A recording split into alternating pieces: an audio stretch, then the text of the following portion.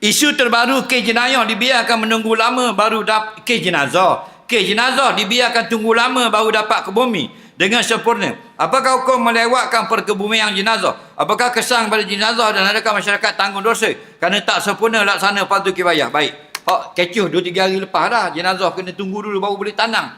Hak tu kita tambah ulah pasal tak tahu isu yang sebenar. Faham lagi? Cuma nak pesan dalam masalah kita tubuhkan satu syarikat ke apa ke untuk menguruskan jenazah, hukumnya harus.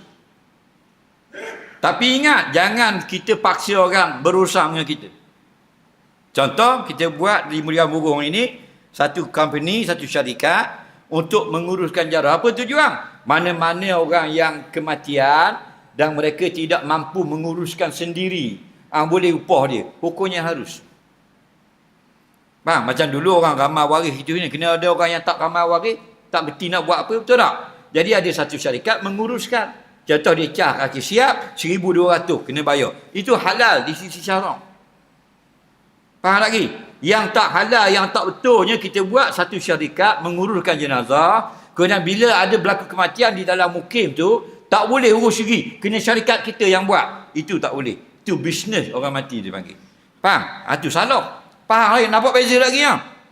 Ke tak nampak beza? Kita tubuh syarikat tajhiz mayat, penyediaan untuk menguruskan jenazah. Tapi untuk orang-orang yang tidak dapat menyempurnakan sendiri, tak pandai nak buat, tak kerti nak buat apa, kita tolong uruskan dan dengan bayaran. Hukumnya harus lah. Faham lagi? Yang tak boleh kita buat syarikat menguruskan jenazah, bila ada kematian, wajib berurusan dengan kita. Faham lagi? Itu dilarang syarak. Jadi waris nak buat diri tak boleh, orang masjid nak buat diri tak boleh, kita syarikat ada tau. Itu menaga orang mati. Ambil dia tanah dalam lubang boleh.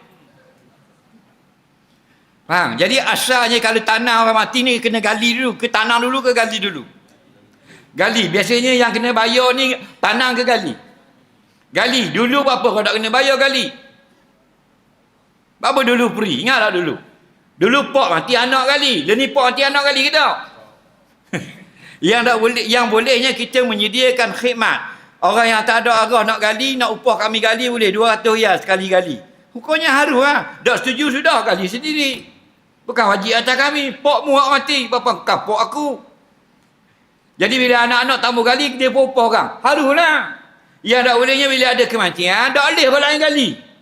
Situ salah ha. Faham? Dia buat hukum, dia buat peraturan, pak dia kena gali. Faham lagi? Situ haram. Situ negara dia panggil. Okey? Jadi tak boleh kita je gali. Anak dia tak boleh gali, waris tak boleh gali, pihak lain tak boleh gali. Mana boleh gitu? Sebab dia asalnya bukan dengan upah, dengan sukarela. Upah ni bagi khidmat untuk orang yang tidak ada buat, boleh buat dengan sukarela. Kita faham lagu tu. Kemudian pula bila berlaku melambat-lambatkan, tengok. Kalau sengaja, hukumnya makruh melambatkan jenazah. Dalil Nabi kata, asri'u bil janazah.